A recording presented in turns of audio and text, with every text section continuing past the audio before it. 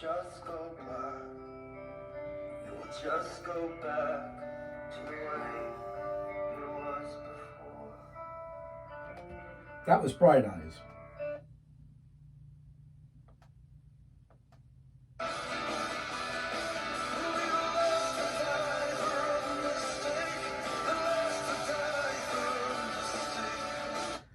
And that was Bruce Springsteen.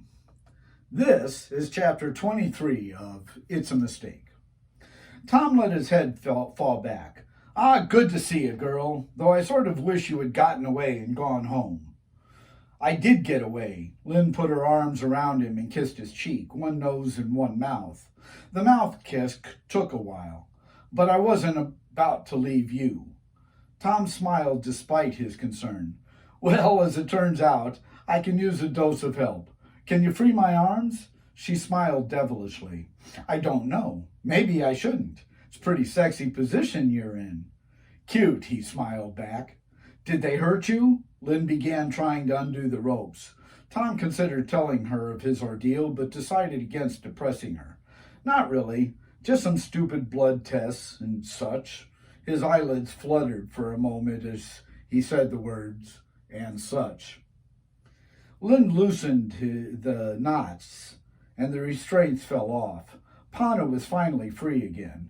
He massaged his wrists and ankles, rolling them to loosen up stiffness, and gave her a bear hug with his next kiss. Thank you, he said when their lips parted. Don't be silly. I had to release you. You know the cruiser's ignition code. You could have tortured me for it. They laughed, enjoying how good it felt to be together, and kissed some more. Tom lowered her down onto the medical table during one especially deep, passionate kiss. Being still naked gave away his intention. Lynn giggled and started to say, but time is... Tom shushed her. I don't care what time is. Half an hour later, they got dressed. Only then did Tom learn how she had found him. The pride on his face was evident, even though he was telling her how dumb she had acted. They would have killed you. So she simply replied, so? And he turned away to shake his head and snicker in amazement. Well, now we've got to get out of here. What time is it? Do you have your uni app? Oh, yeah. She pulled it out of her pocket and handed it to him. Wow, it's almost 10. What did he mean that tonight might not go well? I told them about the plan. Fatigue made her seem distracted. What? Why'd you do that? Because it's going off tonight, Tom. Midnight. That's at 12. She remembered Julian's story about the clocks. It seemed like a chance, like maybe they'd stop it if they knew what the consequence might be.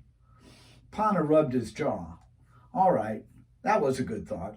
I mean, if it's happening tonight, then we're probably muffed anyway. I don't even know what it is.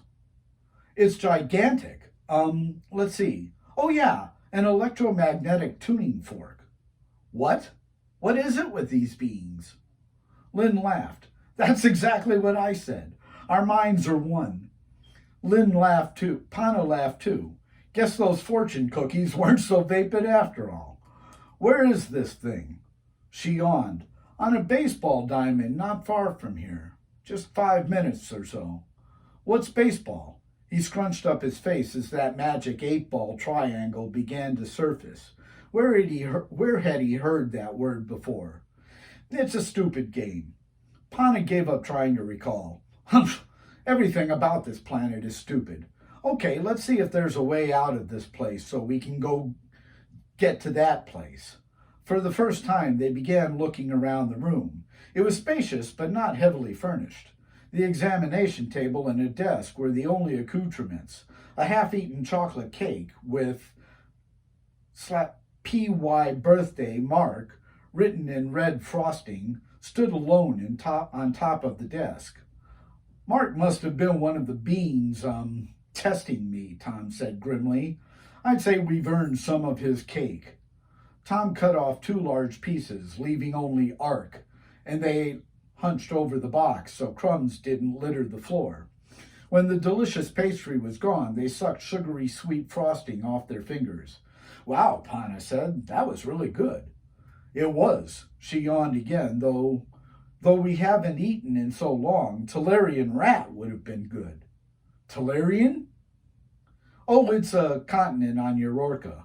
Someone had some pet rats from another world that got away and began breeding.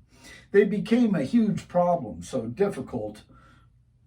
officials tried to get rid of them by breeding a natural predator from another continent into the system.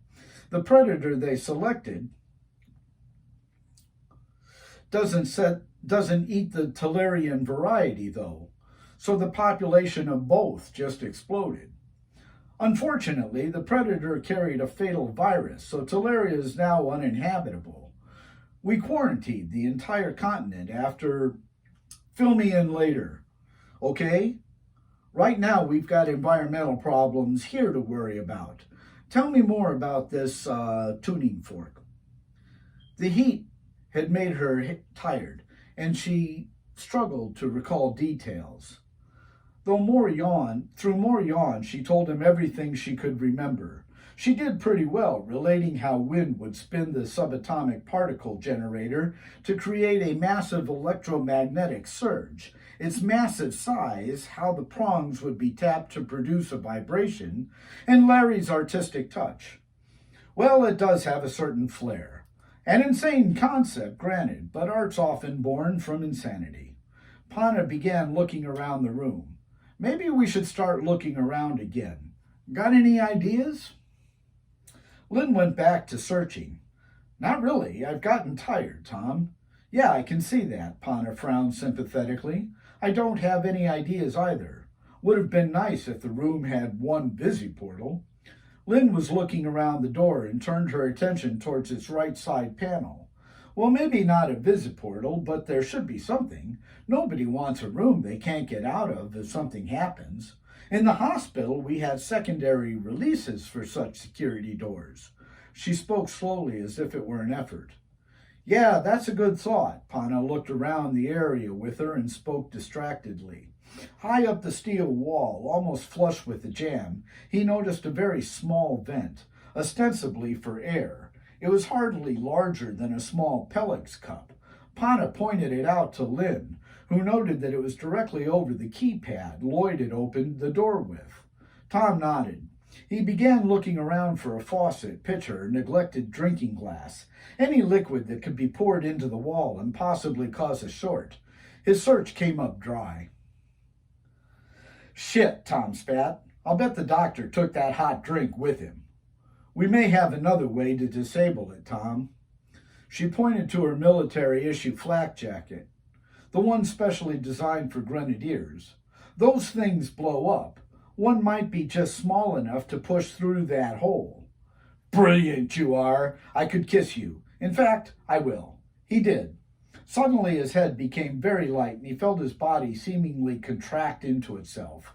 The odd sensation lasted a few minutes before relenting. When it did, he felt very light. Wow, good kiss. Lynn had felt it too, but didn't comment on the sensation. Yeah, sure was. They giggled. Let's get this desk against the wall. They moved the cake over to the examination table, eating the final arc before moving the desk. It was heavy, but they managed. When it connected with the steel wall, Panna climbed up onto it and raised his arm, easily reaching the vent. He yanked on it several times and thankfully came away from its mooring. Lynn jumped up and down in excitement. Good, Tom! You're so strong. Actually, I'm not. It just made sense. In an emergency situation, they wouldn't want it well secured. Hand me one of those things, please. Suddenly, he had that peculiar shrinking feeling again, mixed with an intense mental concentration and a certain familiarity. Panna wanted to just sit down and watch something. I think they gave me something, Lynn. I feel funny. You don't look funny. She giggled, and it broke him up, too. That's not what they told me. This really made them laugh. When they stopped, he looked around. What was I doing? Lynn wasn't sure until she noticed the grenade in her hand. You wanted one of these. She reached upward to hold it out. The sugar was starting to pick her up a bit. Oh, yeah, what's wrong with me? How could I forget that? Beats me, she casually replied. He started to push it into the hole when she stopped him. Wait, you've got to do something. What was it? Oh yeah, there's a pin on the top that you have to pull out. That's how it blows up. Panna held it in front of his face, turning it around, and scratched his head. His bangs closed over his eyes.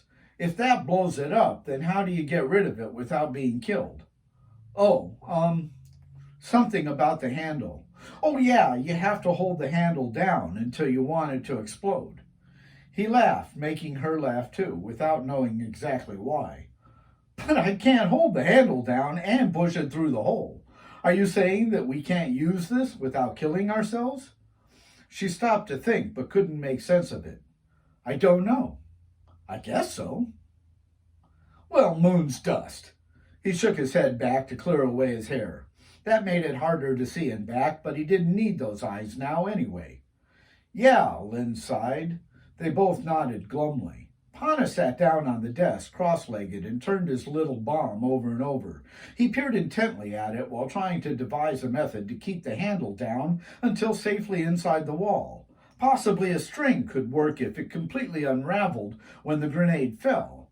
He looked around without getting up, but saw nothing containing string. Lynn also sat down to contemplate matters. Something in her pocket poked into her mons when she sat. She'd adjust her pants and it would get better for a minute, but soon bothered her again. She finally dug inside her pocket and pulled out another grenade. Lynn laid it down in front of her and went back to contemplating their dilemma. I'm getting kind of thirsty, Panna said. Me too. Do you feel like I do? How do you feel? Well, sort of, concentrated. Like laundry detergent? They both cracked up. No, Panna said deridingly. It's like my body starts compacting. Then it lets go of me and I feel really light, much like Plant made me feel. They simultaneously looked at the medical table. The cake! It must have Plant in it, Panna said. He suddenly remembered where they were. It is native to Earth, after all. Lynn shook her head. Great. All this way just to get what I avoided at home. She picked up the grenade, which still bore a tag, and adjusted her legs. Lynn held on to the explosive and idly fidgeted with the card. Actually, it's not a bad way to be when the shockwave starts. No, it's not. But hey, don't give up. We'll think of something. Just, keep thinking. They sat in silence for a few more minutes. Panna kept swallowing saliva to moisten his throat. Lynn fidgeted with the bombs. She finally looked down at it and noticed the tags printing. Half-heartedly, she reread the instructions. After a moment, she spoke. Tom? Yeah? Got something? Maybe, I think. She paused for a big yawn. This one was in my pocket, and it had instructions attached to it. That's how I found out what they do to begin with. Yeah, so? She got a bit peeved at his attitude. What's with you all of a sudden? What? His brow furrowed. What's with me? Did you notice where we are? So? She shot back. So don't give me background. Give me the news, Lynn. What'd you find out? She was still peeved, but confusion calmed her down. He might have had a point. Well, Panna prodded, he hated arguments. Oh, yeah, well, the instructions say it'll go off 30 seconds after releasing the pin. The news took a moment to register. 30 seconds? Not when it's first released? Apparently not. Let me look. She handed the egg over to him. Panna read it and began to grin. Well, moon's glow. Let's do it then. Panna stood up. Pins and needles shot through his numb legs that almost made him fall. He caught himself by leaning against the wall.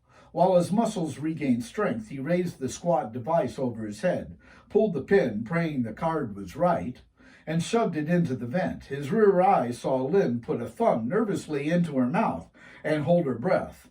There was no clatter when it fell, indicating that it landed on something soft, hopefully wiring, and Panna jumped down from the desk. He and Lynn crouched under it as a loud concussion pushed out part of the wall. Shrapnel flew back up and out the vent. There was only one other reaction. The door unlatched and slid slightly open. Panna punched the floor and let out a yell. "Let's hit it," he commanded. They pushed open the door and had to step over Lloyd's body, or what was left of it. They glanced to the right and saw Larry's. He had tried to run but got no further than 29 feet. Tombra took her hand as they ran down the hall, into the foyer, and out. A breeze washed past them as Lynn led them toward the barracks. They ran north and turned west after clearing the last building. Panna could now see the tall tuning forks' copper tines poking toward clear black sky full of tiny white lights. One of them was Todic, one Yororka, and all would be destroyed. Panna imagined Arnongian men would be relieved, however. As they cleared the last couple buildings, pressing against a dugout, Panna got his first look at the entire gadget. It looked like something from a double helix with red pins and silver blades turning slowly in the light breeze. Within this helix stood the thick copper pole he had seen buried inside the hotel, only upside down. Lloyd said it's a wind turbine. He said there are double lows coming in and the winds will be fierce. That's going to make the turbine spin very fast and create the generator's electromagnetic surge. Lynn pointed toward the circular metal gearbox at its base. Those subatomic particles will shorten the wave, so it'll be like a gamma ray burst. That's what Lloyd told me. She then pointed toward the fork's tines. What are we going to do, Tom? Panna looked around frantically for anything they could use to destroy either device. He ran over to a nearby tractor about the size of a stegosaurus and climbed into the cab, but the operator had disabled its ignition button, so the beast was dead. Panna's shoulders slumped in disappointment, and he gingerly climbed back down from the monster's skull. There were other beasts around, and he worked his way into all of them. All of their life-sustaining batteries had been carefully disabled, so none could become a threat. Must have been policy, Panna figured. He had wasted 10 precious minutes getting in and out of vehicles. Now sitting inside the last one, his shoulders sagged dejectedly as his body deflated. He felt ancient and worthless. When finally called upon to do something important, Panna failed. Panna sensed the wind starting to blow harder, rotating the turbine, and gazed up at the tuning fork's crossbar. It was only a gust, however, and the turbine slowed back down. Hopefulness cut through him in razor-sharp resolve. Panna had never felt such a thing before. He didn't like it. But then a final idea occurred to him. Pointless, he figured, but all that remained to them. One last thing needed doing before leaving the cab. Panna pulled out his Uni app and activated the phone. "Hello, Tony?" He continued to stare at the fork while talking.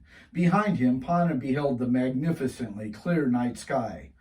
"Panna? Where in a black hole's pit are you? I've been waiting to..." Panna smiled sadly while thanking Providence that it was actually Tony who answered and not his recording. "Just listen, old friend. This will probably be my last report, so get it right, okay?" He checked the time and saw it was 11:20. Panna delivered the bare essentials of the council's plan and their device for creating the shock wave.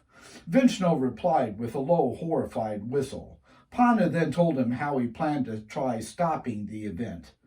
"If you get to print this, then you've got the biggest exclusive ever told, Tony," Panna continued. "If not, then there'll be nobody to read it even if you could print it. Either way, I won't be there, old friend." "I want to thank you, Tony. You've been a great mentor. The best." "Thanks, Tom.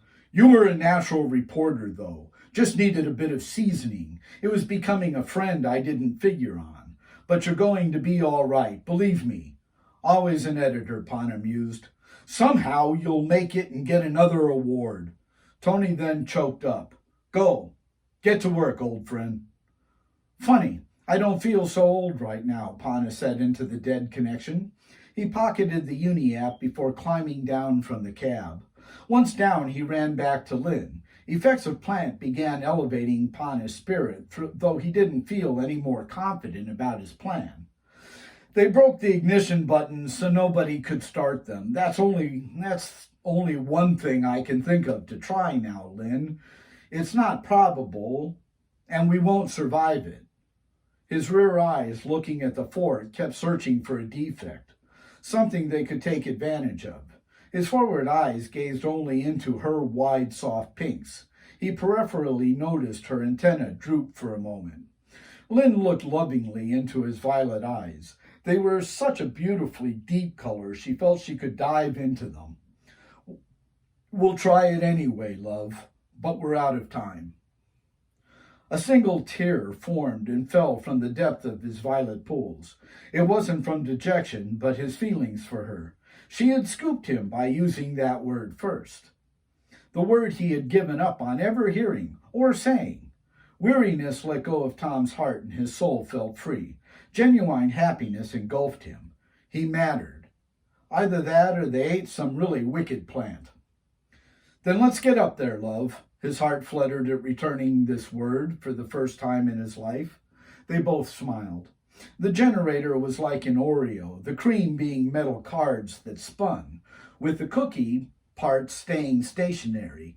They found a ladder and climbed to the top. Then they scouted around the fort's base until finding a thin door. They quickly jumped through the slowly revolving edifice, wrenched the door open, and got inside. In its hollow center, they found another iron ladder rising up into darkness. Panna pulled out his uni-app and pointed a light beam upward. Its illumination ended in more darkness. They say every journey starts with a single step, Tom said, grinning. You go first so I can help you if you lose your footing. Lynn nodded, reached up and wrapped a hand around a rung. Then she let go, turned and wrapped her arms around Tom's neck instead. He happily melted into her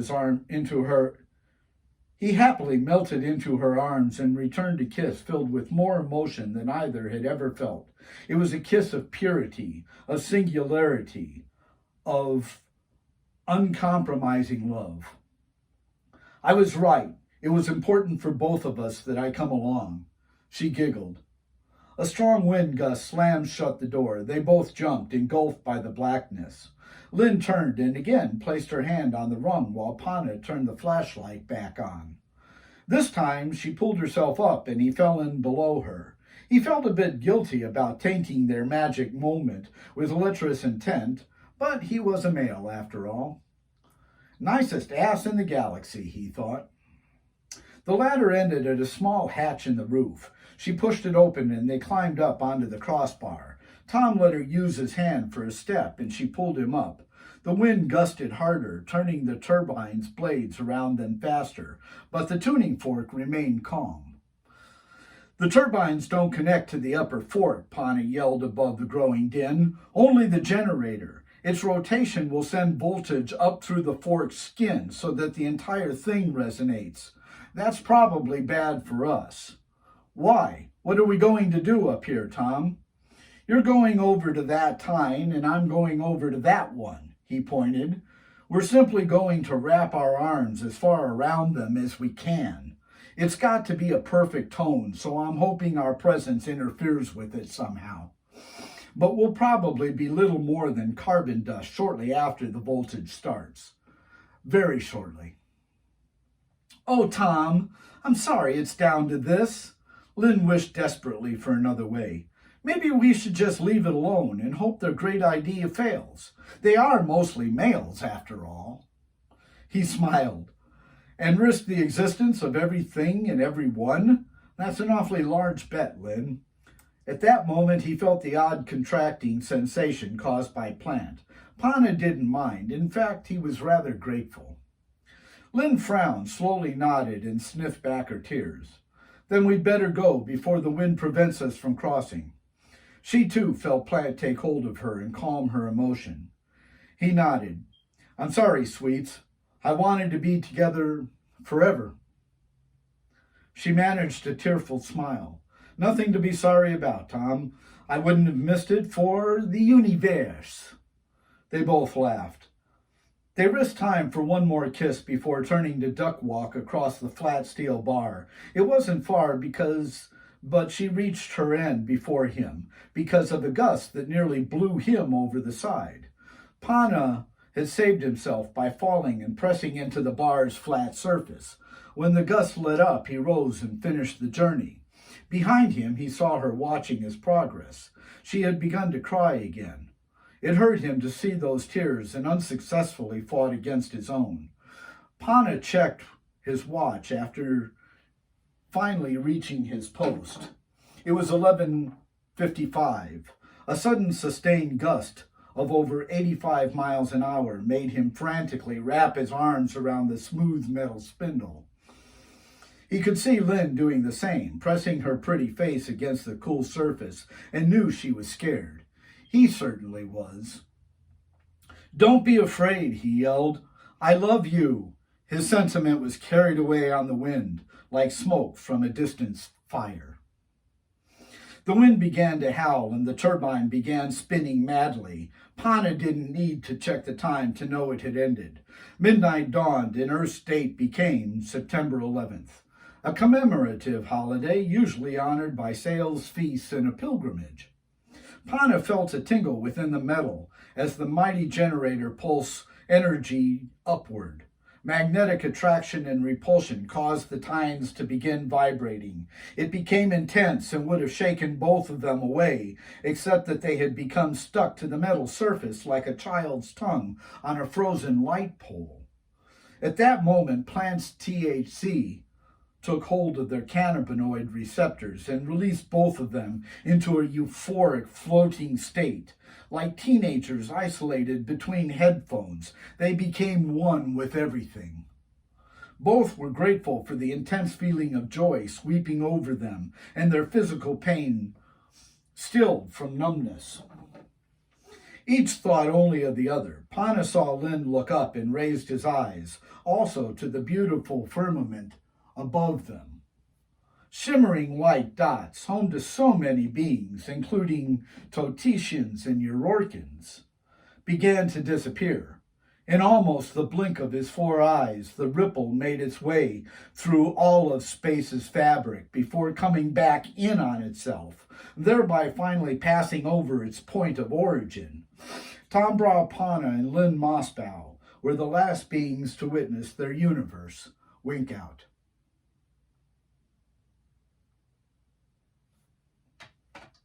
We'll see you in chapter 24.